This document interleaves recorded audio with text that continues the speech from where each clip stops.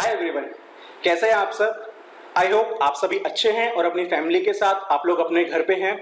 इस कोरोना महामारी के बीच में जैसा हम सभी जानते हैं कि पिछले 50 डेज से पूरा इंडिया और पूरा ग्लोबल वर्ल्ड सारी कंट्रीज लगभग लॉकडाउन के स्टेजेस में ही हैं, क्योंकि नंबर ऑफ केसेस इस तरह से बढ़ रहे हैं। तो उनको देखते हुए कंट्रीज के पास एक ही ऑप्शन बचता था, लॉकडाउन का। सो इंडिया भी 24 मार्च वजह से हम सभी को पता है लॉकडाउन हुआ, और उसके बाद से आज तक हमारा ऑलमोस्ट कुछ डेज पहले गवर्नमेंट ने कुछ चीजों को रिलैक्स करने की कोशिश करी है, but still number of cases are rising. So इसीलिए मैं आप सभी से रिक्वेस्ट करता हूं कि आप लोग जितने भी गवर्नमेंट के साइड से एडवाइजरी है कोरोना कंट्रोल करने के लिए, आप उनको फॉलो करते रहें।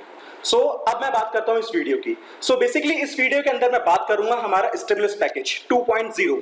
मैंने इसको 2.0 नाम क्यों दिया है, क्योंकि जो फर्स्ट स्टिमुलस पैकेज था वो इंडियन गवर्नमेंट ऑलरेडी अनाउंस कर चुकी है।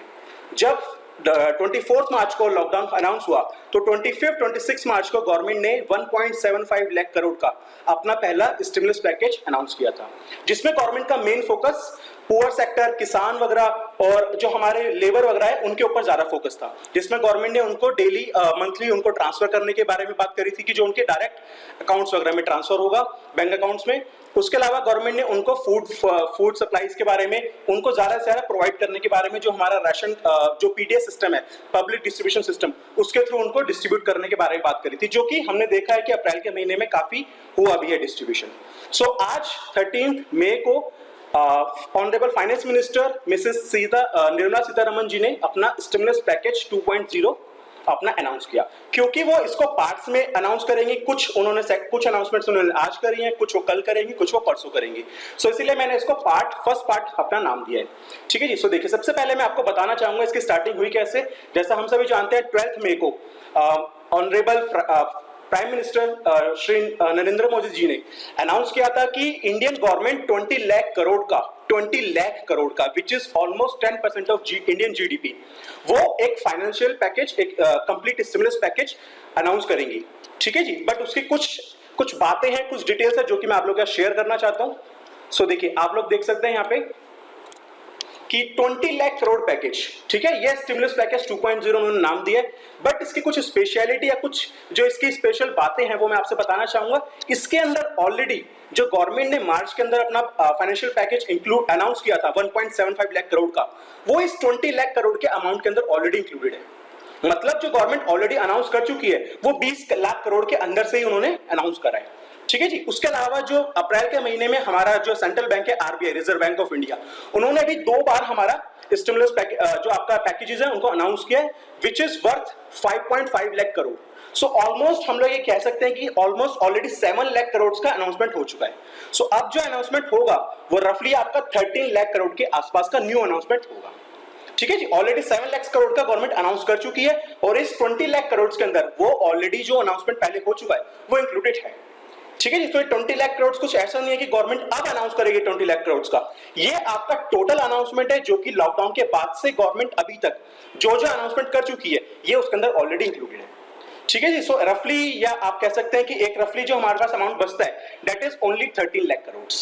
ठीक है जी। ये बात हो गई आप लोगों को क्लियर। सो जैसे कि ऑनरेबल प्राइम मिनिस्टर ने कल बात करी हम लोगों से कि जो उनका मेन फोकस है इस पैकेज का वो ये है कि इंडिया सेल्फ रिलायंट बन जाए, मतलब इंडिया अपने आप ही अपनी जरूरतों की चीजों को खुद प्रोड्यूस करना स्टार्ट कर दे। और क्योंकि ऑलरेडी हमारे इंडिया की पॉपुलेशन काफी ज्यादा है, आप सबको पता ही होगा कि इंडिया सेकंड नंबर पे है in terms of population after China. So उस टर्म्स में हमारा जो ऑलरेडी इंडियन जो है हमारी क्योंकि पॉपुलेशन इतनी ज्यादा है तो हम अपने आप में हमारा जो काफी सारा प्रोडक्शन है वो कंज्यूम कर सकते हैं। सो इसलिए जो मोदी जी ने जो उनका फोकस था वो बेसिकली इसके ऊपर था कि इंडिया सेल्फ रिलायंट बन जाए, कि इंडिया आत्मनिर्भर बन जाए, हम अपने आप ही अपनी चीजों को प्रोड्यूस करें और उनको कंज्यूम भी हम खुद करें, क्योंकि हमारी ऑलरेडी इतनी ज्यादा पॉपुलेशन है कि हम अपने आप इसको आराम से कंज्यूम भी कर सकते हैं। ठीक है जी। उन्होंने उन्होंने 5 पिलर्स की बात करी, जिसमें उन्होंने पहली बात करी इकोनॉमी की, ठीक है, सेकंड बात करी उन्होंने इंफ्रास्ट्रक्चर की। तो ऑलरेडी हम लोग जैसे देख रहे हैं कि इंडिया में रोड्स वगैरह, देखिए इंफ्रास्ट्रक्चर में हम लोग किस किस चीजों को इंक्लूड करते हैं, हमेशा हमारे रोड्स, वो सब रोड्स होते हैं हमारे उसके अंदर। इंफ्रास्ट्रक्चर के अंदर आपका इलेक्ट्रिसिटी भी आता है, आपका सैनिटेशन भी आता है, आपका वाटर सप्लाई भी आता है, आपका नेटवर्क्स भी आते हैं, जो हमारे ये फोन्स वगैरह के नेटवर्क्स वगैरह होते हैं वो भी आपका पार्ट होता है इंफ्रास्ट्रक्चर का। ठीक है। तो देखिए, जितना ज्यादा इंफ्रास्ट्रक्चर डेवलप होगा, जितना ज्यादा इंफ्रास्ट्रक्चर अच्छा होगा, उतना डेफिनेटली वो किसी भी इकोनॉमी को ग्रोथ में हेल्प करता है। ठीक है जी। उन्होंने एक बात करी आपकी डेमोग्राफी की। सो डेमोग्राफी का मैं यहाँ पे आपको बताना चाहता हूँ कि इंडिया के पास डेमोग्राफी की क्या अपॉर्चुनिटी है, क्या बेनिफिट अवेलेबल है इंडिया के पास। इंडिया की जो मेजॉरिटी ऑफ पॉपुलेशन है वो बेसिकली आपकी अभी वर्किंग फोर्स के अंदर है। मतलब जो हमारे यहाँ पे जो इंडिया के अंदर इंडिया की पॉपुलेशन है वो 15 से 60 साल के बीच में ज्यादा से ज्यादा लोग हैं हमारी कंट्री में। सो इसका मतलब हुआ क्या, देखिए हमारे जब कंट्री में ज्यादा लोग उसमें एज में होंगे जब वो काम कर सकते हैं, तो ज्यादा लोग काम करने जाएंगे तो उसका बेनिफिट क्या होगा, ज्यादा प्रोडक्शन होगा, ज्यादा प्रोडक्शन होगा, ज्यादा लोगों को इनकम मिलेगी, ज्यादा लोगों को इनकम मिलेगी तो अल्टीमेटली बेनिफिट क्या होगा, हमारा नेशनल इनकम या जो हमारी कंट्री की इनकम है वो इंक्रीज हो जाएगी। जो हमारा जो जीडीपी है, जो आप हमेशा लोग सुनते हैं न्यूज़ वगैरह में, जीडीपी इंक्रीज हो जाएगा। ठीक है। सो डेमोग्राफिक डिविडेंड, इसको हम लोग टर्म को नाम देते हैं इकोनॉमिक्स के अंदर डेमोग्राफिक डिविडेंड, या कई बार हम लोग कहते हैं डेमोग्राफिक अपॉर्चुनिटी।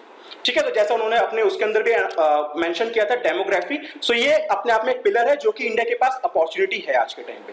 और लास्ट उन्होंने जो पिलर बताया था वो बताया था डिमांड, जो ऑलरेडी मैं आपको बता चुका, क्योंकि पॉपुलेशन ज्यादा है और हमारी धीरे धीरे जो है पर कैपिटा इनकम भी इंक्रीज हो रही है और पॉपुलेशन ज्यादा है, हाई इनकम वाले भी अच्छे लोग हैं यहाँ पे, तो हम कंजम्पशन अपने आप में, हम अपनी डिमांड को इतना जनरेट कर सकते हैं कि जितना भी हम प्रोडक्शन करें उसका काफी सफिशिएंट पोर्शन हम लोग अपने आप में कंज्यूम कर लें। ठीक है जी। तो ये बेसिकली उनका जो मोदी जी ने अनाउंस किया था, जो उनका पॉलिसी था, जो उनका एक एम था, वो बेसिकली इस चीज के बारे में था। और इसी को ध्यान में रखते हुए आज फाइनेंस मिनिस्टर ने उसी के कंटिन्यूएशन में या उसी को फॉलो करते हुए उन्होंने अपना पैकेज को अनाउंस किया। तो देखिए मैं सबसे पहले आपको कुछ उसके हाइलाइट्स बताता हूं कि पैकेज में क्या क्या उन्होंने अनाउंस किया है आज की 13 मई को, जो उनका फर्स्ट पार्ट में उन्होंने क्या क्या अनाउंसमेंट करी है, और साथ के साथ में आपको बताते चलूंगा कि क्या उनके हमारे बेनिफिट्स हो सकते हैं और क्या हमारे उनके नेगेटिव इफेक्ट्स हो सकते हैं। पर उससे पहले मैं एक चीज जरूर आपको बताना चाहूंगा, क्योंकि ऑलरेडी हम लोग जानते हैं और हम लोग देख भी रहे हैं कि पिछले 50 डेज से सारा जो मेनली प्रोडक्शन है वो सारा हमारा ठप हुआ है, क्योंकि कोई भी नई चीज को हम प्रोडक्शन कर नहीं पा रहे, क्योंकि most of because of the lockdown. क्योंकि लॉकडाउन है, कोरोना के केसेस राइज होते जा रहे हैं, तो गवर्नमेंट के पास भी देखिए और कोई ऑप्शन बचता नहीं है। जैसा मोदी जी ने सबसे पहले बोला, जान है तो जहान है। तो अगर जब तक हमारी जान ही नहीं होगी, हमारे लोगों के, इंडियन लोगों के पास अगर उनकी डेथ हो जाएगी लोगों की, तो जान ही नहीं बचेगी हमारे पास, तो हम अपने लाइवलीहुड या जहान के लिए क्या कर सकेंगे। सो सबसे पहले हमारे लिए जान है, तो उस जान की वजह से ही हमारा लॉकडाउन रहा। अब उस लॉकडाउन की वजह से देखिए हुआ क्या, सारी जो प्रोडक्शन यूनिट्स थी, जो अर्थव्यवस्था का चक्र था, जो चक्कर था, वो पूरा रुक गया, वो पहिया था वो रुक गया। अब उस रुकने की वजह से देखिए क्या हुआ, जब कोई भी कंपनी है उसका आगे प्रोडक्ट सेल ही नहीं होगा तो वो प्रोड्यूस करके क्या करेगी, और प्रोडक्शन तो ऑलरेडी बंद ही है, बट जो प्रोडक्शन बंद है, अब गवर्नमेंट कह रही है या गवर्नमेंट नहीं भी कहे, एक मोरालिटी होती है हमारी कि जो लोग हमारे यहाँ पे काम कर रहे हैं, हम लोग उनको इस डिफिकल्ट टाइम में उनको सपोर्ट करें। क्योंकि देखिए जो लेबर काम कर रही है अल्टीमेटली उसका जो सोर्स है, उसका क्या है सोर्स, जो उसको उसका ऑनर उसको पे करेगा। अब जब ऑनर प्रोडक्शन ही नहीं हो रहा तो ऑनर किस चीज के लिए पे करना चाहेगा, but on the morality ground हमें उनको पे करना चाहिए, क्योंकि वो हम पे ऊपर डिपेंडेंट है और हम भी उनके ऊपर कहीं ना कहीं डिपेंडेंट है। जैसे हम लोग आज के टाइम में देख रहे हैं कि जो लेबर है वो अपने होम टाउन की तरफ जा रही है, वापस माइग्रेट हो रही है, वो बेसिकली अपने होम टाउन में वापस जा रही है। तो जब अगर लॉकडाउन बाई चांस ओपन होता भी है तो क्या हमारे पास लेबर अवेलेबल होगा उस टाइम पे? सो लेबर अवेलेबल नहीं होगा तो जब लॉकडाउन ओपन हो भी जाएगा तो उसका बेनिफिट क्या होगा? ठीक है जी। सो बहुत सारी चीजें हैं, इन सब चीजों को ध्यान में रखते हुए, और साथ में देखिए एक चीज और है, गवर्नमेंट के पास पैसा कहां से आता है, हम लोगों के टैक्सेस से। जब हम लोग कुछ भी चीज परचेज नहीं कर रहे तो जीएसटी क्या हुआ, बेसिकली जो हम लोग चीजें खरीदते हैं उनके ऊपर जो हम टैक्स पे करते हैं, गुड्स एंड सर्विस टैक्स। तो जब हम कुछ परचेज ही नहीं कर रहे तो गवर्नमेंट के पास टैक्सेस भी नहीं जा रहे, गवर्नमेंट की इनकम नहीं हो रही तो वो खर्चा कहां से करे। बट अल्टीमेटली क्योंकि वो गवर्नमेंट है तो उनको इस विपदा के टाइम पे, इस डिफिकल्ट टाइम पे कंट्री को सपोर्ट भी करना है, इकोनॉमी को सपोर्ट भी करना है, तो कहां से करेगा? ये ऐसी सिचुएशन हो गई, आप समझिए कि आप पूरे घर के मुखिया हैं, ठीक है, आप क्योंकि मुखिया है तो आपको सपोर्ट करना है फाइनेंशियली, बट आपको खुद ही पता है कि आपके पास जो आपकी इनकम का सोर्स है वही खत्म हो चुका, तो आप सपोर्ट कहां से करेंगे? तो सेम सिचुएशन क्या हो रही है आज के टाइम में इंडियन गवर्नमेंट की हो रही है। उनके पास रेवेन्यू के सोर्सेज तो है नहीं, बट उनको एक्सपेंडिचर करना, उनके ऊपर प्रेशर भी है और एक उनका मोरालिटी भी हो गया क्योंकि वो इंडियन गवर्नमेंट है। सो उसी को ध्यान में रखते हुए उन्होंने कुछ आज अपने अनाउंसमेंट्स करी है, मैं उन अनाउंसमेंट्स को आपके साथ वन बाय वन डिस्कस करता हूं। तो देखिए सबसे पहला उनका जो अनाउंसमेंट था वो था एमएसएमईज के बारे में। मैं आपको एमएसएमईज के बारे में बता देता हूं, वो होती क्या है, micro small and medium enterprises, मतलब जो हमारे छोटे उद्योग होते हैं उन उद्योगों का हम लोग कहते हैं माइक्रो मतलब लघु, स्मॉल मतलब छोटे और मीडियम मतलब मध्यम वर्गीय।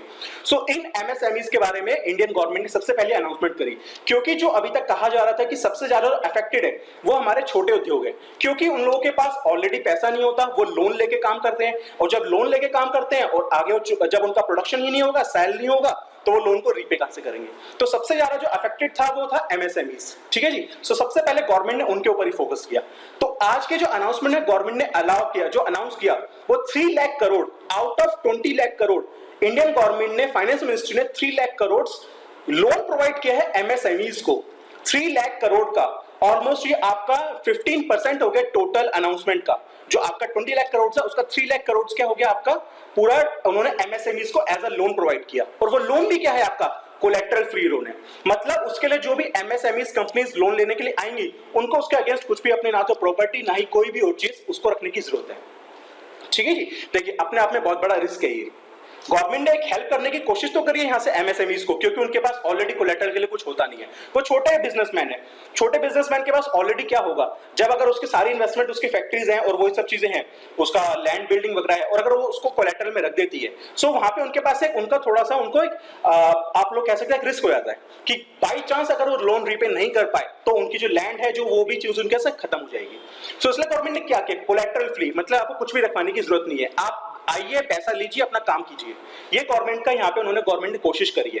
गवर्नमेंट ने कोशिश ऐसी करने की क्यों करी है, पहले आप लोग बताया था कि उन्होंने एग्जैक्टली करा क्या है। 3 lakh crore collateral free loan for MSMEs for 4 years tenure, मतलब 4 साल के लिए आप लोन लीजिए और 100% गारंटेड, मतलब यहाँ पे गारंटी कौन दे रहा है, गवर्नमेंट दे रही है कि अगर बाई चांस एमएसएमईज लोन को बाद में रीपे नहीं भी कर पाए तो कौन उसकी जिम्मेदारी ले रहा है, यहाँ पे गवर्नमेंट ले रही है। सो अब कोई भी अगर बैंक एमएसएमईज को लोन देने से कतराएगा नहीं, क्योंकि ऑलरेडी उनको डर है कि एमएसएमईज को हम लोग लोन देंगे तो कल को वो अगर उसको रीपे नहीं कर पाए तो अल्टीमेटली बैंक की जो बैलेंस शीट है, जो बैंक का फाइनेंशियल स्ट्रक्चर है वो खराब हो जाएगा, क्योंकि बैंक ने लोन दिया, लोन वापस आया नहीं तो एक तरह से बैंक को लॉस हो गया, ठीक है जी। सो इसलिए यहाँ पे गारंटी किसने ली, गवर्नमेंट ने गारंटी ली कि अगर आपको by chance MSME loan repay नहीं भी कर पाते तो गवर्नमेंट यहाँ पे उसको 100% गारंटी है, गवर्नमेंट आप बैंक्स को रीपे करेगा, ठीक है। No principal repayment for 12 months, मतलब अगर कोई एमएसएमई आज लोन लेता भी है तो उसके अगले 12 महीने तक कोई भी ईएमआई पे करने की जरूरत नहीं है। मतलब उनकी फर्स्ट ईएमआई कब से चालू होगी, आफ्टर 12th मंथ।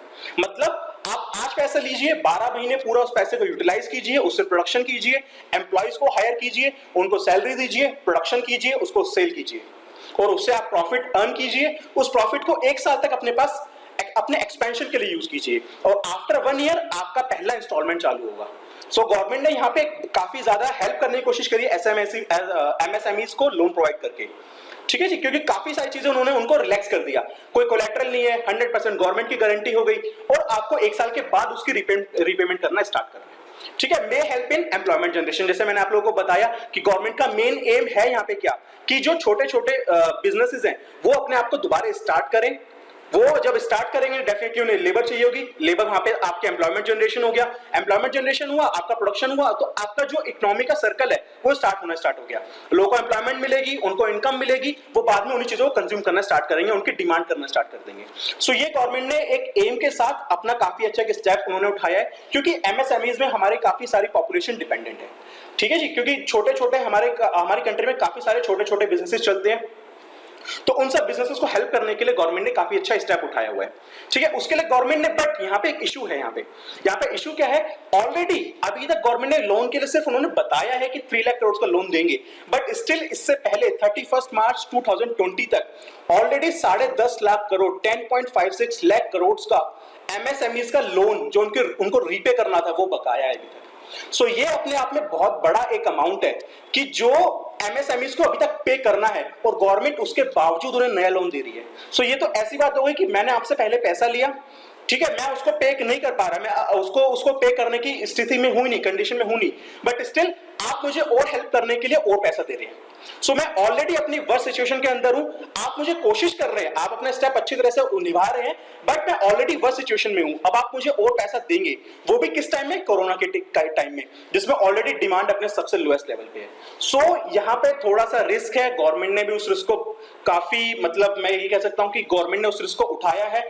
अब वो रिस्क फ्यूचर में जाके कैसा होगा कैसा नहीं होगा, क्या वो गवर्नमेंट के फेवर में होगा या नहीं होगा, वो टाइम बताएगा, क्योंकि उसको प्रिडिक्ट करना काफी मुश्किल है, मेरे लिए भी और गवर्नमेंट के लिए, सबके लिए उस चीज को प्रिडिक्ट करना काफी मुश्किल है, क्योंकि वो डिपेंड करता है आपका आफ्टर 6 मंथ्स आपकी इकोनॉमी कैसा बिहेव करेगी। बट जैसे कि हम सभी जो ग्लोबल एनालिस्ट हैं, वो जो प्रिडिक्ट कर रहे हैं कि हम लोग काफी एक डीप रिसेशन के अंदर एंटर कर रहे हैं, क्योंकि पूरी ग्लोबल इकोनॉमी क्या है, पिछले 2 महीने से लॉकडाउन के अंदर है। जो गवर्नमेंट का एक्सपेंडिचर हो रहा है हर एक गवर्नमेंट का, वो सिर्फ हेल्थ केयर फैसिलिटीज के ऊपर हो रहा है। सो जब हम अपना सिर्फ सारा खर्चा जो हेल्थ केयर के ऊपर कर रहे होंगे और बाकी सब चीजें हमारी नेग्लेक्ट हो रही है, तो वहां पे हमें अपनी ग्रोथ और अपना एम्प्लॉयमेंट और अपना प्रोडक्शन, उन सब चीजों को हम लोग कह सकते हैं कि शायद हम लोग काफी पीछे जा चुके हैं। तो अब उस पीछे की रिकवरी, जितना हम पीछे गए हैं उसको रिकवर करना, उसके बाद ग्रोथ पे करना, सो वो एक बड़ा ही अपने आप में क्वेश्चन है। और उस क्वेश्चन को, वो क्वेश्चन कितना आपका फेवर में आएगा, कितना आपका अगेंस्ट जाएगा, उसको प्रिडिक्ट करना काफी मुश्किल है। और उस टाइम पे अगर गवर्नमेंट ने एमएसएमईज को लोन दिया है, वो भी 3 लाख करोड़ का, वो भी कोलेटरल फ्री, तो वहां पे अपने आप में एक बहुत बड़ा रिस्क है जो कि गवर्नमेंट ने उठाया है। यहाँ पे अगर बाई चांस सितंबर अक्टूबर तक और maybe by end of this year अगर हम लोग पूरी ग्लोबल इकोनॉमिक आपका डीपली रिसेशन के अंदर एंटर कर गए, सो उसके बाद ये एमएसएमईज आपका लोन जब उनका सेल ही नहीं हो पाएगा कुछ भी प्रोडक्ट, तो वो उसको रीपे कहां से करेंगे? और जब रीपे नहीं करेंगे तो वो पे किसको करना पड़ेगा? गवर्नमेंट को ही अल्टीमेटली पे करना पड़ेगा। सो ये हो सकता है, अगर ये अगेंस्ट गया सब कुछ, तो ये हो सकता है कि अगले साल गवर्नमेंट का फिस्कल डेफिसिट बहुत ज्यादा बढ़ जाए। और अगर ये सब कुछ फेवर में गया, तो जब ये एमएसएमईज को लोन मिलेगा, उनका प्रोडक्शन बढ़ेगा, उनकी अपना उनका एक्सपेंशन होगा, तो उससे इकोनॉमी को उनका जब बेनिफिट होगा, तो वो लोन अपने आप रीपे करेंगे। सो गवर्नमेंट का यहाँ पे एक बर्डन आप ये कह सकते हैं खत्म हो जाएगा। सो अगर ये फेवर में गया, तब तो शायद हम लोग एक्सपेक्ट कर सकते हैं कि हाँ ये काफी अच्छा स्टेप हो सकता है। बट अगर हम लोगों ने डीपली रिसेशन में एंटर किया, so this will be the worst effect, this will show the worst effect. ठीक है जी। गवर्नमेंट ने कुछ स्टेप्स एक्स्ट्रा करे हैं इन एमएसएमईज को बेनिफिट देने के लिए, जो कि अपने आप में काफी अच्छे इफेक्ट है। मैं ये जरूर कहूंगा कि गवर्नमेंट के जो देखिए जो इफेक्ट अच्छे हैं, जो पॉलिसीज अच्छी हैं, जो स्ट्रेटेजीज अच्छी है, उनको अच्छा कहना जरूरी है। सो गवर्नमेंट ने क्या किया, गवर्नमेंट ने यहाँ पे डेफिनेशन ही चेंज कर दी एमएसएमईज की, जो अपने आप में लॉ है। तो लॉ को गवर्नमेंट ने यहाँ पे चेंज करा है, प्रोविजन बनाए हैं। उससे क्या करा उन्होंने एमएसएमईज की इन्वेस्टमेंट और टर्नओवर उनको चेंज कर दिया। मैं आपसे आगे इसकी बात करूंगा किस तरह से गवर्नमेंट ने इन्वेस्टमेंट और टर्नओवर उनकी चेंज कर दी, ताकि जो फर्म्स हैं वो अपने आप को एक्सपेंड कर सके और स्टिल वो एमएसएमईज के अंदर ही रहेंगी। इसके बारे में आगे जाके मैं डिटेल में बात करूंगा डेटा के साथ, तो आपको और अच्छे से क्लियर हो जाएगा। No participation of global firms up to 200 crore. देखिए बहुत अच्छा स्टेप गवर्नमेंट ने यहाँ पे उठाया है।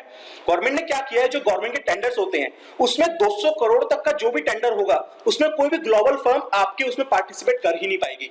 वो सिर्फ किसके लिए है, आपका जो आपकी इंडियन एमएसएमईज है, गवर्नमेंट ने सिर्फ उनके लिए उनको फिक्स कर दिया कि अगर कोई भी गवर्नमेंट का टेंडर 200 करोड़ तक की वैल्यू का होगा, तो सिर्फ उसमें इंडियन एमएसएमईज ही पार्टिसिपेट कर पाएंगी, कोई भी उसके अंदर आपकी ग्लोबल फर्म पार्टिसिपेट कर ही नहीं पाएगी। तो इससे देखिए फायदा क्या होगा, इसमें आपके ज्यादा से ज्यादा एमएसएमईज पार्टिसिपेट करेंगी, और जब वो पार्टिसिपेट करेंगी तो उनको बेनिफिट होगा, उनका प्रोडक्शन होगा, उनका सेल्स होगा, तो उनका रेवेन्यू जनरेट होगा और प्रॉफिट भी जनरेट होगा।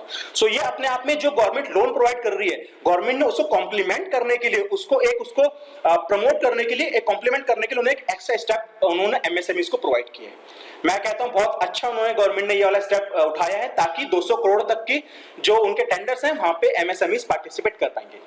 उसके बाद जैसे मैंने आपको ऑलरेडी बात कर चुका कि loan to MSMEs without concern, यहां पे हमारा कंसर्न है risk of failure of MSMEs and then unable to repay loans. जैसे मैं ऑलरेडी आपसे बात कर चुका, अगर वो फेल हो गई, अगर उनका प्रोडक्शन खत्म हो गया प्रोडक्शन, वो बाई चांस अपने प्रोडक्ट को सेल नहीं कर पाए, सो उस केस के अंदर वो अपना लोन कहां से रीपे करेंगे? और सारा वो जो गारंटी है वो है गवर्नमेंट की, so ultimately government has to pay the loan amount. So वो हमारा वर्स्ट सिचुएशन है, वी शुड होप कि वो हमारी सिचुएशन ना आए। But as we are predicting, as the all global analysts are predicting and economists are also predicting that the global economy is entering into deep recession. So ऐसा हो सकता है कि शायद ऐसा रिसेशन हो जो आज तक हम लोगों ने कभी ना देखा हो, बट लेट अस होप कि ऐसा ना हो। बट कई बार हम लोग सिर्फ होप कर सकते हैं, बट जो एक्चुअल सिचुएशन होती है वो अपने अकॉर्डिंगली मूव करती है। ठीक है जी। सो देखिए जैसे मैं आपको बताया कि डेफिनेशन ऑफ एमएसएमईज गवर्नमेंट ने कैसे चेंज कर दिया, तो वो मैं आप लोगों से यहाँ पे बात करता हूँ। सो देखिए मैंने यहाँ पे एक टेबल है हमारी, जो गवर्नमेंट ऑफ इंडिया ने ऑलरेडी इसको पब्लिश किया है। सो यहाँ पे उन्होंने बताया है कि एग्जिस्टिंग एमएसएमई क्लासिफिकेशन, सो जो उनके एग्जिस्टिंग अभी तक है उनकी क्लासिफिकेशन, वो किस बेसिस पे है कि अगर आप माइक्रो एंटरप्राइज कब कहलाएंगे, जब आपकी इन्वेस्टमेंट हो 25 लाख से कम और आपकी जो सर्विस एंटरप्राइजेस है उनकी इन्वेस्टमेंट हो 10 लाख से कम।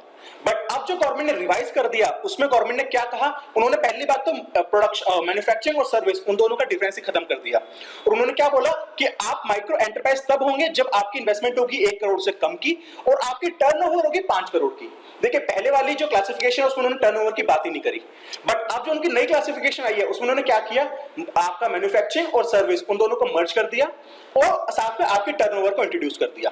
तो फॉर माइक्रो जो पहले आपकी इन्वेस्टमेंट 25 लाख से कम की थी वो आज के टाइम में 1 करोड़ हो गई। आप 1 करोड़ से अगर आपकी कम की भी इन्वेस्टमेंट है और टर्नओवर अगर आपकी 5 करोड़ से कम की है, so still you will be considered as micro enterprises. ठीक है जी। सो देखिए काफी इन्होंने एकदम से 4 टाइम्स इसकी इन्वेस्टमेंट को इन्होंने इन्वेस्टमेंट अमाउंट को इंक्रीज कर दिया और टर्नओवर 5 करोड़ जो अपने आप में एक मुझे लगता है कि काफी बड़ा अमाउंट उन्होंने दे दिया माइक्रो एंटरप्राइजेस को इस क्लासिफिकेशन में आने के लिए। और जब ज्यादा फर्म्स इस क्लासिफिकेशन में आएंगी तो वो ज्यादा इसका बेनिफिट उठा पाएंगी। स्मॉल एंटरप्राइजेस के लिए क्या था, पहले इन्वेस्टमेंट आपकी होनी चाहिए 5 करोड़ से कम फॉर मैन्युफैक्चरिंग और for service sector it should be less than 2 crore. But अब उन्होंने इसको क्या किया, उन्होंने सीधा इसको 10 करोड़ कर दिया कि आपकी इन्वेस्टमेंट 10 करोड़ से कम होनी चाहिए और टर्नओवर 50 करोड़ से कम। सो देखिए इतनी सारी फर्म्स थी जो पहले स्मॉल एंटरप्राइजेस में नहीं आ पाती थी, but now they will be part of small enterprises और जब वो स्मॉल एंटरप्राइजेस के अंदर आएंगी so they will take the benefits of the government. जो उन्होंने गवर्नमेंट ने लोन वगैरह की जो उन्होंने सैंक्शन के लिए बात करी, अनाउंसमेंट करी है, वो उसका बेनिफिट उठा पाएंगे। सिमिलरली जो मीडियम एंटरप्राइजेस था उसके लिए मैन्युफैक्चरिंग के लिए 10 करोड़ था उनका लिमिट और सर्विसेज के लिए 5 करोड़ का, बट आज उन्होंने क्या कर दिया, उसको इन्वेस्टमेंट के लिमिट को 20 करोड़ कर दिया और टर्नओवर को 100 करोड़ कर दिया। देखिए यहाँ पे 2 बेनिफिट्स हो गए, एक तो आपके नंबर ऑफ फर्म्स इंक्रीज हो गई एमएसएमईज के अंदर और दूसरा क्या हुआ, देखिए पहले होता क्या था, जैसे हम लोग मीडियम एंटरप्राइज की बात करते हैं उसमें क्या था 10 करोड़ से ज्यादा की इन्वेस्टमेंट नहीं कर सकते। अगर जैसे किसी फर्म में 10 करोड़ से ऊपर की इन्वेस्टमेंट हुई तो वो मीडियम एंटरप्राइजेस से ऊपर चली आएगी, वो ऊपर चली आएंगी तो उससे होगा क्या, वो जो मीडियम एंटरप्राइजेस को बेनिफिट मिलता है गवर्नमेंट की तरफ से वो उनको उठा नहीं पाएंगे, वो उनको ले नहीं पाएंगे। सो जब वो बेनिफिट्स को ले नहीं पाएंगे तो फर्म्स क्या करती हैं, वो अपने आप को अपना एक्सपेंशन करती नहीं है ताकि वो बेनिफिट्स को ले सके। सो अब हुआ क्या, अब गवर्नमेंट ने क्या कहा कि आपको 10 करोड़ की बजाय हमने क्या कर दिया 20 करोड़ कर दिया। सो जो फर्म पहले 9 करोड़ के ऊपर आके रुक जाती थी वो 9 करोड़ से ऊपर की अपनी इन्वेस्टमेंट को होने नहीं देती थी ताकि वो स्मॉल मीडियम एंटरप्राइजेस के अंदर ही कंसीडर हो। बट अब क्या होगा, वो अपने आप को 19 करोड़ या 20 करोड़ तक अपने आप को एक्सपैंड कर सकती है। सो इससे हुआ क्या, जो स्मॉल फर्म्स है वो अपने आप को एक्सपैंड कर सकती हैं, तो जब वो एक्सपैंड करेंगी तो ज्यादा एम्प्लॉयमेंट जनरेट होगा, आपका प्रोडक्शन ज्यादा होगा, but still the question is कि क्या डिमांड भी होगी मार्केट के अंदर, क्योंकि जब तक डिमांड नहीं होगी तो जो प्रोडक्शन होगा उसको कोई फायदा नहीं होगा। ठीक है जी। अब देखिए गवर्नमेंट जब कह रही है कि एमएसएमईज को हम लोग एक्स्ट्रा लोन प्रोवाइड कर रहे हैं, कोलैटरल फ्री लोन प्रोवाइड कर रहे हैं, आपको अगर मीडियम एंटरप्राइजेस है वो ऑलरेडी 10 करोड़ की इन्वेस्टमेंट पे बैठा हुआ है, सो वो तो नया लोन ले नहीं सकता क्योंकि उसको पता है कि भाई आज जैसे उसने नया लोन लिया इन्वेस्टमेंट इंक्रीज हो गई तो वो तो मीडियम एंटरप्राइजेस रहेगा नहीं, सो उसको बेनिफिट नहीं मिल पाएंगे। अब क्या हुआ, गवर्नमेंट ने कहा कि भाई आप 20 करोड़ तक इन्वेस्टमेंट कर लीजिए। सो जैसे 20 करोड़ की लिमिट हुई तो सबसे पहले जो 10 करोड़ वाला है वो सबसे पहले क्या करेगा, नई 10 करोड़ का लोन ले लेगा ताकि उसकी इन्वेस्टमेंट 20 करोड़ हो जाए और वो अपना एक्सपेंशन कर पाए। सो ये बेसिकली जैसे मैंने आपको स्टार्टिंग में बोला, अभी पीछे बोला कि कॉम्प्लीमेंट है ये जो उन्होंने लोन प्रोवाइड करने के लिए बोला है, ये उसके लिए जरूरी था क्योंकि गवर्नमेंट ने बोल दिया कि हम लोन प्रोवाइड करेंगे, बट अगर वो अपने बेसिक इंफ्रास्ट्रक्चर को बेसिक स्ट्रक्चर को चेंज नहीं करेंगे कि जो उनकी क्लासिफिकेशन है एमएसएमईज के लिए, अगर उसको चेंज नहीं करेंगे तो लोग उसका बेनिफिट ही नहीं उठा पाएंगे। सो उस बेनिफिट को उठाने के लिए उन्होंने उसकी डेफिनेशन को चेंज कर दिया ताकि अब जो मीडियम एंटरप्राइजेस है जिसकी ऑलरेडी इन्वेस्टमेंट 10 करोड़ है वो उसको बढ़ा के 20 करोड़ कर सके। जब वो इन्वेस्टमेंट बढ़ाएगा तो प्रोडक्शन बढ़ेगा, एम्प्लॉयमेंट बढ़ेगा और आपका इकोनॉमी रफ्तार पकड़ेगी शायद। ठीक है जी। सो ये उन्होंने आज के अनाउंसमेंट में जो एमएसएमईज के लिए गवर्नमेंट ने अनाउंस किया, ये सारे उन्होंने फैक्टर्स को अनाउंस किया है, ये सारे उन्होंने स्ट्रेटजीज को अनाउंस किया है, बट स्टिल जैसा मैंने आप लोगों को बता चुका, रिस्क यहाँ पे सिर्फ एक ही रिस्क है। पहली बात कि एमएसएमईज लोन ले और उस लोन को वो सिर्फ अपने एक्सपेंशन में यूज करे। अगर एमएसएमईज अपना लोन लेती है और वो अपना पुराना लोन को चुका देती है उसका कोई बेनिफिट नहीं होगा क्योंकि अल्टीमेटली उससे होगा क्या, देखिए एमएसएमईज ने नया लोन लिया, पुराना लोन रीपे कर दिया, अब उन्हें पता है कि जो नया लोन लिया उसको 1 साल तक तो मुझे लौटाने की जरूरत ही नहीं है और वो कोलैटरल फ्री है, तो उसलिए कोई चिंता की बात नहीं है। तो यहाँ पे हुआ क्या, देखिए उन्होंने अपना पुराना लोन खत्म कर दिया, नया लोन लेके बैठ गए, जो नया लोन लिया उससे तो उन्होंने पुराना लोन चुका दिया। तो जहां पे अब जो गवर्नमेंट का मेन ऑब्जेक्टिव था वो था एक्सपेंशन का, तो वो तो यहाँ पे हुआ ही नहीं है। सो जब तक एमएसएमईज लोन लेके उसको प्रोडक्शन में नहीं यूज करेंगे तब तक इसका कोई बेनिफिट नहीं होगा। उसी को उन्हें करने के लिए गवर्नमेंट ने उसकी क्लासिफिकेशन को भी चेंज कर दिया ताकि वो लोग उसके प्रोडक्शन में यूज कर सकें। अब नाउ द थिंग्स डिपेंड कि एमएसएमईज जो बिजनेसमैन हैं वो उसको किस तरह से डील करते हैं, गवर्नमेंट उसको किस तरह से रेगुलेट करती है। देखिए बैंक से लोन दिया, अब आपको ये भी देखना जरूरी है कि क्या वो सही जगह यूज हो रहा है कि नहीं हो रहा। अगर सिर्फ उससे लोन रीपेमेंट का काम हो रहा है तो वो कोई फायदा नहीं है, उसके लिए उन्हें इमीडिएटली कोई ना कोई स्ट्रिक्ट एक्शन उठाना पड़ेगा। ठीक है जी। सो ये सारी बातें हुई आपकी एमएसएमईज के बारे में। अब NBFCs, HFCs and MFIs. So basically ये लोग होते कौन हैं? NBFCs, non banking financial corporations, HFCs, housing financial corporations and MFIs, micro finance institutions. So basically ये वो लोग होते हैं जो कि आपके बैंक्स नहीं होते बट ये लोग लोन प्रोवाइड कर रहे होते हैं। जैसे NBFCs आपके वो हो गए, जैसे हम लोगों ने नाम सुना DHFL का, ठीक है, ये सब क्या है आपके NBFCs। HFCs आपके HFCs हो गए आपके DHFL, NBFCs हो गया आपका बजाज फाइनेंस। ठीक है, देखिए मैं यहाँ पे किसी को प्रमोट नहीं कर रहा, मैं जस्ट आपको एक एग्जांपल दे रहा हूँ कि नॉन बैंकिंग फाइनेंशियल कॉर्पोरेशंस कौन हो गए आपके बजाज फाइनेंस, जो हमें अलग अलग चीजों को परचेज करने के लिए हमें लोन प्रोवाइड करता है बट वो किसी का भी बैंक अकाउंट को मैनेज नहीं करता। HFCs मतलब जैसे DHFL वगैरह हो गए आपके, जो आपको सिर्फ घर खरीदने के लिए आपको लोन प्रोवाइड करते हैं। और MFI माइक्रो फाइनेंस इंस्टीट्यूशंस वो हो गए जो कि आपको छोटे छोटे गरीब जो आपके रूरल एरियाज है वहां पे आपके लोन प्रोवाइड करते हैं। किसानों को हो गया वो फार्मर्स को लोन प्रोवाइड करते हैं, आपके छोटे छोटे बिजनेसेस को लोन प्रोवाइड करते हैं। सो अब देखिए गवर्नमेंट ने उनके लिए किया क्या। देखिए वो सबसे पहले मैं आपको बताता हूं कि वो लोग दिक्कत में क्यों हैं, उनको रिलीफ की जरूरत क्या है। उनको रिलीफ की जरूरत है, आप लोगों को पता होगा कि जब लॉकडाउन हुआ तो गवर्नमेंट ने और RBI ने क्या किया कि जो आपका लोन रीपेमेंट है अगले 3 महीने के लिए, मार्च अप्रैल मई, वो आपका उन्होंने मोरेटोरियम देकर कर दिया। मतलब आपको अगले 3 महीने तक कोई भी आपके इंस्टॉलमेंट पे करने की जरूरत नहीं है, आप उसके बाद पेमेंट करना स्टार्ट कीजिए। सो देखिए जो ये सारे इंस्टीट्यूशंस काम कैसे करते हैं, एक इनके पास सपोज कीजिए इनिशियल में कोई फंड आया, इन्होंने किसको लोन पे दिया, उसको वो लोन ये इसी एक्सपेक्टेशन में होता है कि वो लोन मेरे पास वापस आएगा, मैं उसको आगे आगे लोन पे प्रोवाइड कर दूंगा। तो जब 3 महीने तक कोई लोन आएगा ही नहीं, सो उसके ऊपर इंटरेस्ट का भी नहीं आएगा जो कि लोगों की इनकम होती है, ये लोग आगे लोन पे कहां दे पाएंगे। ठीक है, और इसमें एक नया दिक्कत क्या है, यहाँ पे नई दिक्कत ये आ रही है कि हो सकता है कि ये लोगों को भी डर लग रहा है कि शायद हमारे कुछ परसेंटेज ऑफ लोन्स शायद हमारे रीपे ही ना हो, वो हमारे नॉन परफॉर्मिंग एसेट्स बन जाए, वो एसेट्स जो कि हमारे किसी काम की नहीं है, क्योंकि जो सारे लोन्स प्रोवाइड करते हैं बैंक और ये सब इंस्टीट्यूशंस वो उनकी एसेट्स होती है। ठीक है जी। सो अब देखिए जो इन लोगों के पास सबसे बड़ी दिक्कत क्या है, इनकी लिक्विडिटी की दिक्कत आई। इसके लिए ऑलरेडी RBI ने भी काफी सारे स्टेप्स उठाए थे, जो कि आपके अप्रैल में, जैसे मैंने आपको बताया स्टार्टिंग में कि 5.5 लाख करोड़ का जो RBI ने स्टेप्स उठाए थे वो बेसिकली इन लोगों के लिए स्टेप्स उठाए थे ताकि इन लोगों को कभी भी लिक्विडिटी की प्रॉब्लम ना हो। अगर इन लोगों को आगे भी लोन प्रोवाइड करने हैं तो ये लोग उसको प्रोवाइड कर सके बजाय अपने पुराने लोन के कंसर्न के। सो लिक्विडिटी को मेंटेन करने के लिए ऑलरेडी RBI ने भी काफी सारे स्टेप्स उठाए हैं और साथ में आज सेंट्रल गवर्नमेंट ने भी कई स्टेप्स उठाए हैं, जिसमें सबसे पहले उन्होंने क्या किया, 45,000 करोड़ का लिक्विडिटी इन्फ्यूजन किया उन्होंने। ठीक है जी, 45,000 करोड़ का liquidity infusion through partial guarantee scheme. अब यहाँ पे क्या है, गवर्नमेंट यहाँ पे पार्शियल गारंटी कर रही है उनकी, उनको गवर्नमेंट लिक्विडिटी प्रोवाइड कर रही है, उनको पैसा प्रोवाइड कर रही है। किस तरह से कर रही है, उनके जो कमर्शियल पेपर्स हैं, जो बोरोइंग्स है, उनको परचेज करके। हुआ क्या, देखिए इन सब इंस्टीट्यूशंस ने क्या किया, अपने कमर्शियल पेपर्स, वो पेपर्स जो कि लोग प्रोवाइड करते हैं, एक तरह से ये आपके डेट पेपर्स होते हैं कि ये आपके पास एक आपकी एक तरह से आपकी आप इनको बॉन्ड्स भी कह सकते हैं। इन्होंने बॉन्ड इशू किया, पैसा ले लिया और एक आफ्टर मैच्योरिटी ये पैसा और साथ में उसका इंटरेस्ट रीपे करेंगे। सो वो आपके commercial papers, bond, debt paper सब एक ही चीज में आ सकते हैं। हम लोग उसको कैटेगराइज, हम उसको एक ब्रॉड कैटेगरी में बोल सकते हैं। ठीक है, और उनकी बोरोइंग्स, जिन लोगों से ये लोग उधार लेते हैं, जैसे बैंक्स वगैरह से या अलग जगह से लोग खुद उधार लेते हैं और फिर ये आगे उसको लैंड करते हैं। सो उन सब चीजों को गवर्नमेंट क्या करेगी, उनको परचेज कर लेगी।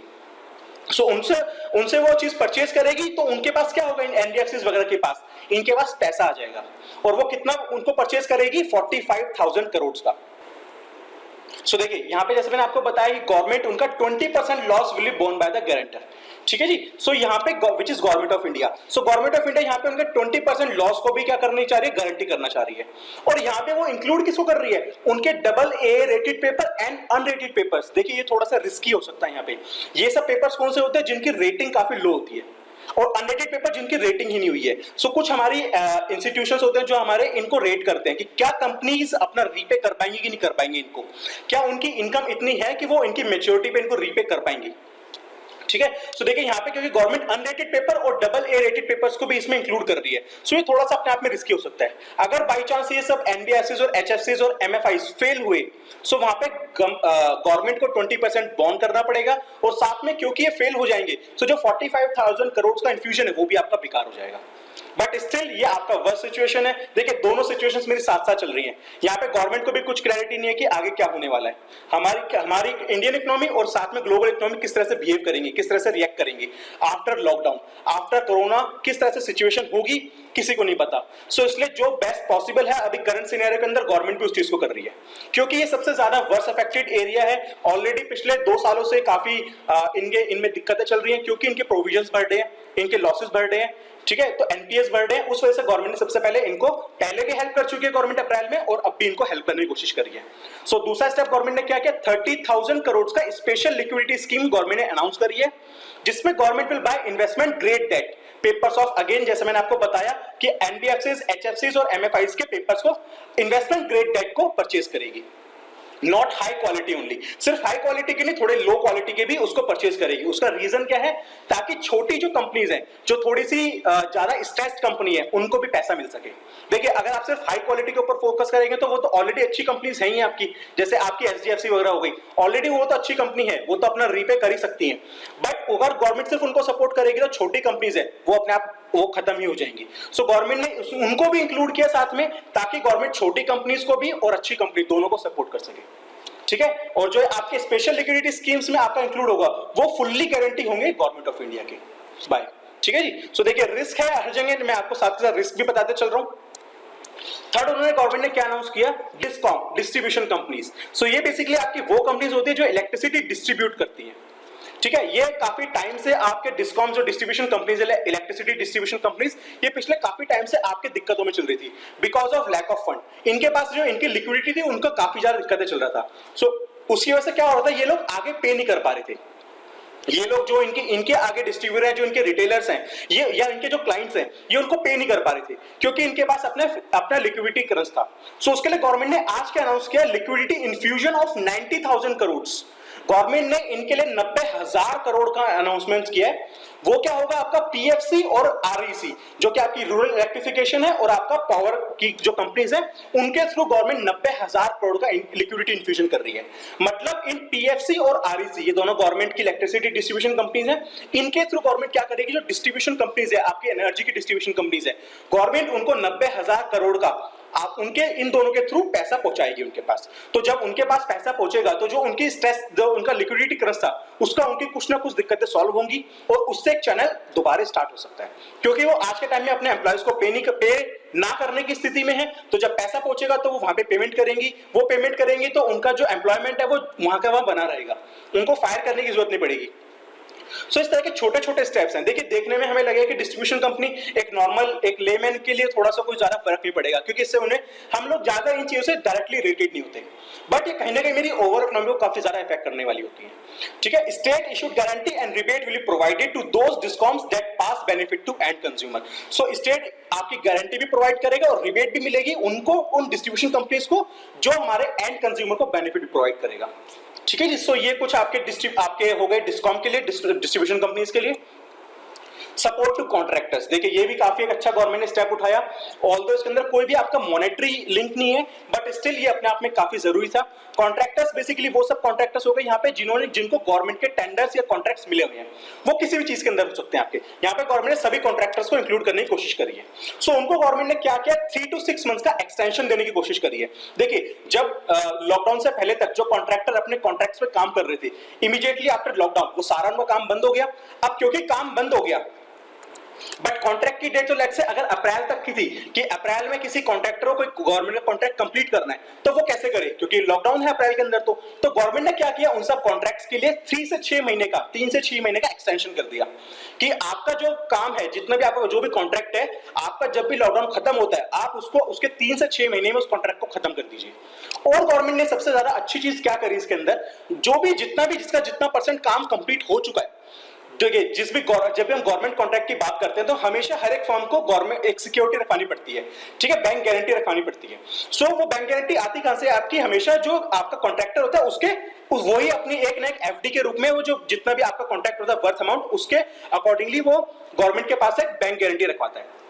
सो गवर्नमेंट ने क्या किया कि जो कॉन्ट्रैक्टर्स हैं उनके पास कैश की दिक्कत ना हो, गवर्नमेंट ने क्या किया कि जितना आप अपना काम पूरा कर चुके हो उसके अकॉर्डिंगली आपकी जो बैंक गारंटी है उतनी ही बैंक गारंटी आपकी रिलीज हो जाएगी। लेट्स से अगर किसी कॉन्ट्रैक्टर ने 50% काम पूरा कर दिया तो आपकी 50% बैंक गारंटी रिलीज हो जाएगी ताकि आपके पास वो पैसा पहुंच जाए और आप उससे आगे काम कर सकें। देखिए गवर्नमेंट ने कोशिश करी है कि जो भी दिक्कतें हैं फाइनेंशियली या कैश इलिक्विडिटी की जो दिक्कतें हैं उनको कंट्रोल किया जा सके, उनको सुधारा जा सके। तो ये भी उसी के लिए एक ये भी स्टेप था जो कि काफी अच्छा स्टेप है गवर्नमेंट का कि गवर्नमेंट ने पार्शियल रिलीज करा है बैंक गारंटी को according to the percentage of the work completed by the contractor. ठीक है जी। अब रियल एस्टेट की बात करते हैं। सो देखिए सबसे पहले गवर्नमेंट ने यहाँ पे एक बोला कि जैसे हम लोग ने कई बार कुछ मूवीज के अंदर भी देखा act of God. So government ने क्या किया कि गवर्नमेंट ने बोला है कि जो कोविड-19 है उसको आप ट्रीट कीजिए एज एक्ट ऑफ गॉड, मतलब यहाँ पे जो भी किया है वो गॉड ने किया है। ठीक है, तो ये अपने आप में मतलब आई फील कि ये थोड़ा सा गवर्नमेंट यहाँ पे मतलब चीजों को ठीक है उन्होंने इसको as a act of God मानने की कोशिश करी है, बट स्टिल आई फील कि ये काफी ज्यादा आपका ह्यूमन एक्ट है आपका ये। ठीक है ना। सो क्योंकि अल्टीमेटली वायरस से आया है, वायरस अगर आप जो भी हमारे अभी तक थ्योरीज अवेलेबल है हमारी कि ये जनरेट कहां से हुआ, इसका स्टार्टिंग पॉइंट क्या है, उसमें हर जगह आपका ह्यूमन का ही रोल है, चाहे वो अगर चमगादड़ से हुआ हो चाहे वो आपका साइंस वायरोलॉजी लैब से हुआ। सो हर जगह आपका ह्यूमन का रोल है। सो एक्ट ऑफ गॉड कहना इसको गलत है, पर ठीक है वो उससे कोई वैसा भी अनाउंसमेंट में कोई फर्क नहीं पड़ता।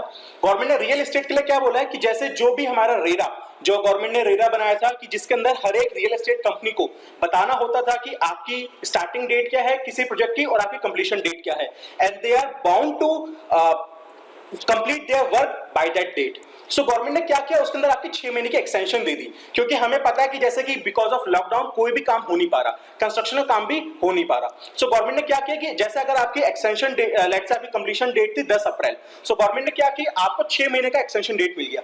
सो 6 अप्रैल तो आप 10 अप्रैल जो आपकी डेट थी वो आप 10 अक्टूबर तक अपने प्रोजेक्ट को कंप्लीट कर सकते हैं।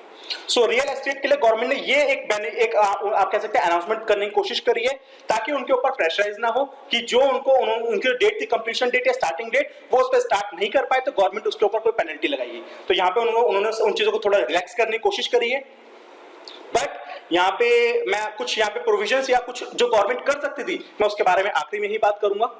सो नेक्स्ट चीज लास्ट चीज जो गवर्नमेंट ने करा टैक्सेशन के ऊपर। देखिए गवर्नमेंट ने टैक्सेशन के लिए करा क्या, गवर्नमेंट ने टीडीएस को 25% कम कर दिया।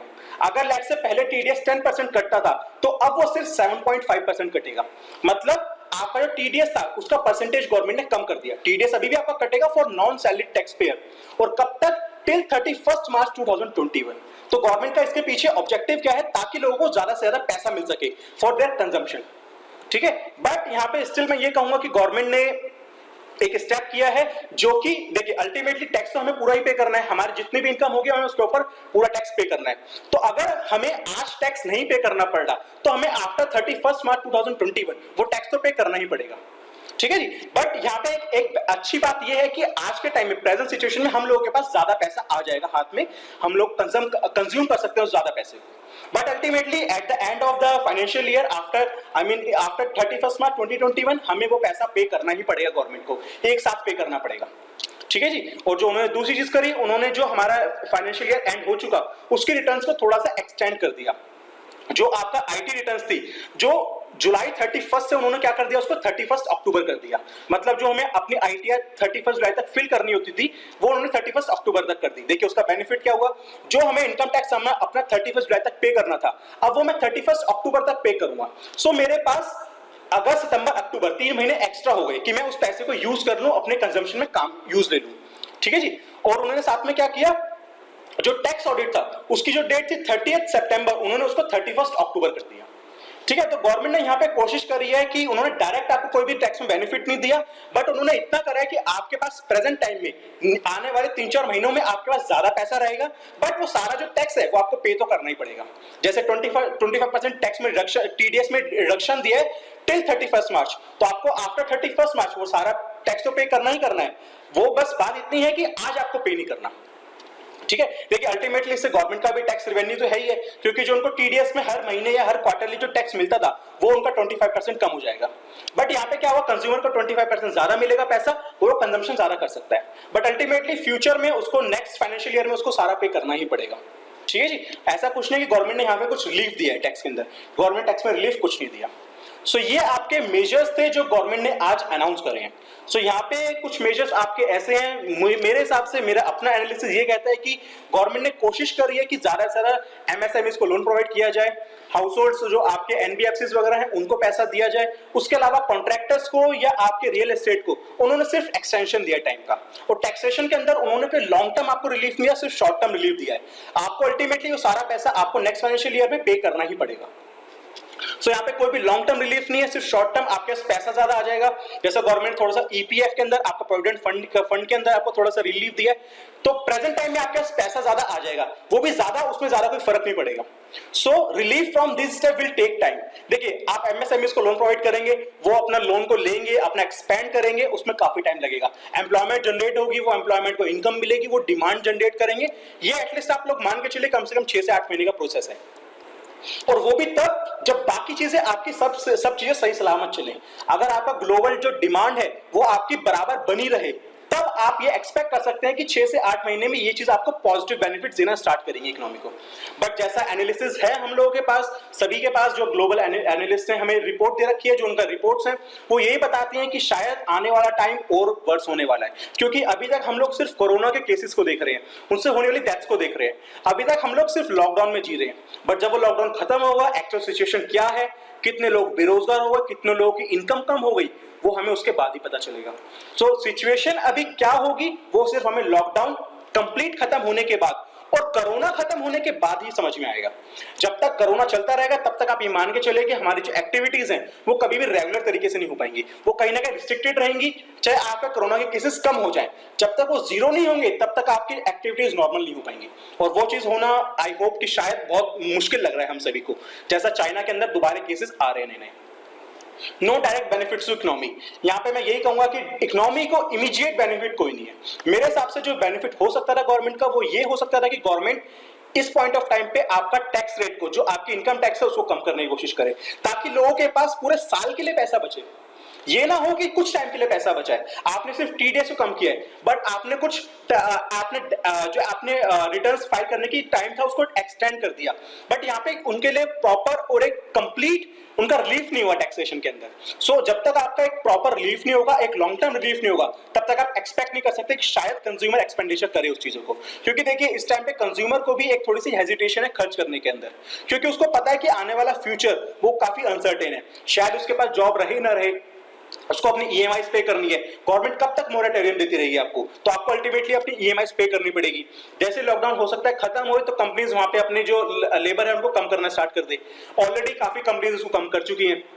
सो सिचुएशन कैसी होगी हम किसी को नहीं पता अभी, ठीक है जी। सो इसलिए डायरेक्ट बेनिफिट में ये कहूंगा कि इकोनॉमी को किसी भी तरह से नहीं है। मेरे हिसाब से गवर्नमेंट को बजाय फोकस करने के सप्लाई साइड पे, जो गवर्नमेंट एमएसएमईज को लोन दे रही है वो अल्टीमेटली क्या है, आपका सप्लाई साइड पे फोकस है।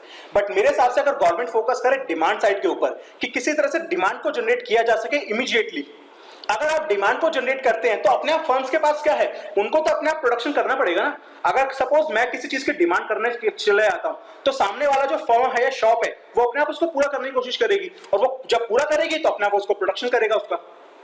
सो गवर्नमेंट को शॉर्ट टर्म के अंदर सिर्फ डिमांड के ऊपर फोकस करना चाहिए, ये मेरा अपना एनालिसिस कहता है। जैसा कि अगर हम लोग देख सकते हैं कि गवर्नमेंट ने पिछले सितंबर 2019 के अंदर क्या अनाउंसमेंट करा कि उन्होंने कॉर्पोरेट टैक्स को कम कर दिया। उनका वहां पे एम क्या था कि जब कॉर्पोरेट टैक्स कम करेंगे तो फर्म्स एक्सपैंड करेंगे अपने आप को, उनके पास ज्यादा पैसा बचेगा और वो उसको अपने एक्सपेंशन में यूज करेंगे। बट स्टिल गवर्नमेंट एक चीज वहां पे उन्होंने इग्नोर कर दिया, उन्होंने अपना लॉन्ग टर्म व्यू रखा कि 5 साल के बाद इंडियन इकोनॉमी अच्छी हो जाएगी। कल भी मोदी जी ने यही बात बोली कि 2-3 साल बाद या आने वाले टाइम में इंडियन इकोनॉमी काफी तेजी से ग्रो करेगी। ठीक है, मान ली बात, लॉन्ग टर्म में काफी अच्छे से आपकी ग्रो करेगी, but what about the short term? जब तक आपका शॉर्ट टर्म अच्छा नहीं होगा आप लॉन्ग टर्म के बारे में कैसे बात करेंगे? आपको नहीं पता कि लॉन्ग टर्म में क्या हो जाए।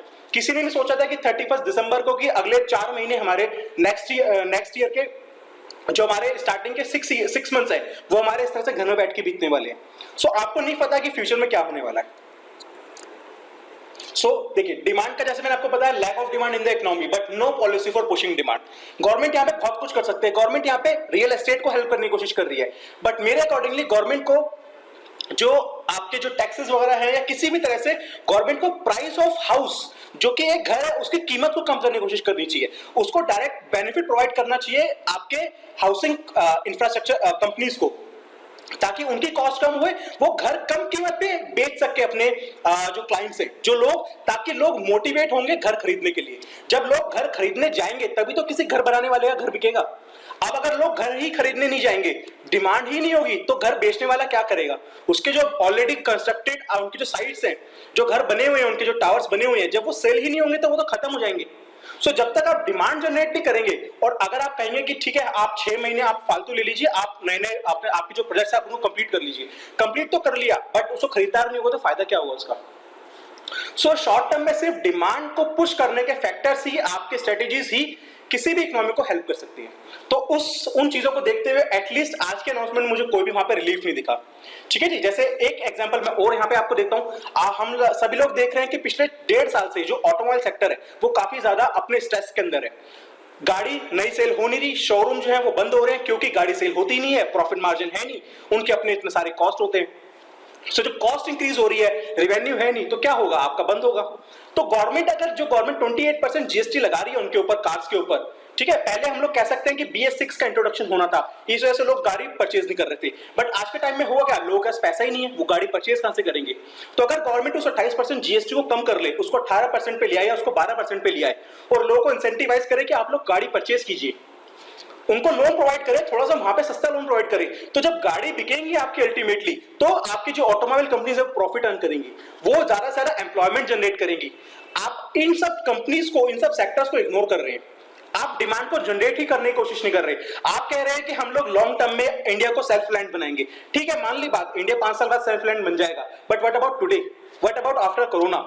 उन सब की कोई भी यहाँ पे बातें नहीं हुई हैं। जो आज का अनाउंसमेंट है वो अपने आप में काफी अच्छा है, बट शॉर्ट टर्म को देखते हुए, डिमांड को देखते हुए मैं यही कहूंगा कि मुझे उसके अंदर कोई भी बेनिफिट नहीं दिखा, क्योंकि जब तक आपकी डिमांड नहीं होगी कोई भी इकोनॉमी ग्रो नहीं कर सकती।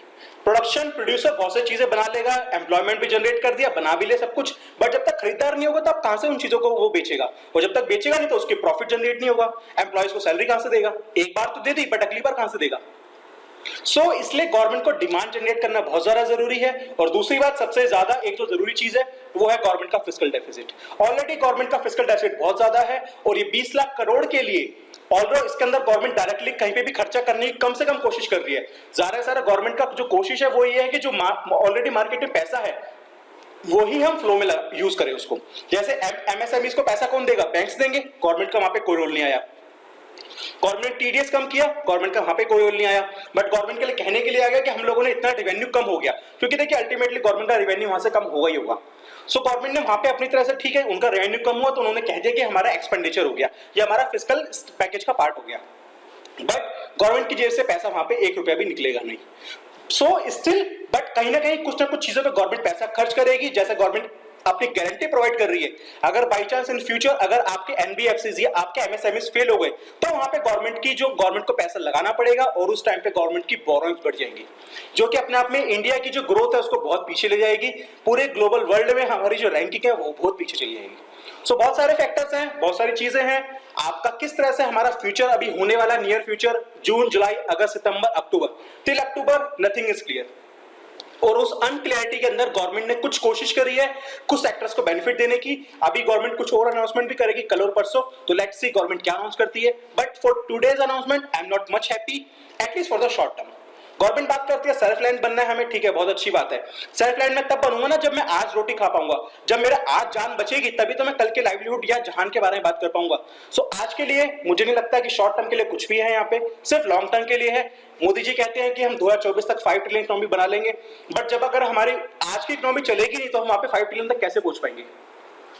सो क्वेश्चन बहुत सारे हैं, लेट्स सी आगे क्या होता है, कल और परसों में क्या क्या अनाउंसमेंट्स होती हैं, और उसके बाद हमारा आफ्टर लॉकडाउन या आफ्टर कोरोना सिचुएशन कैसी बनती है।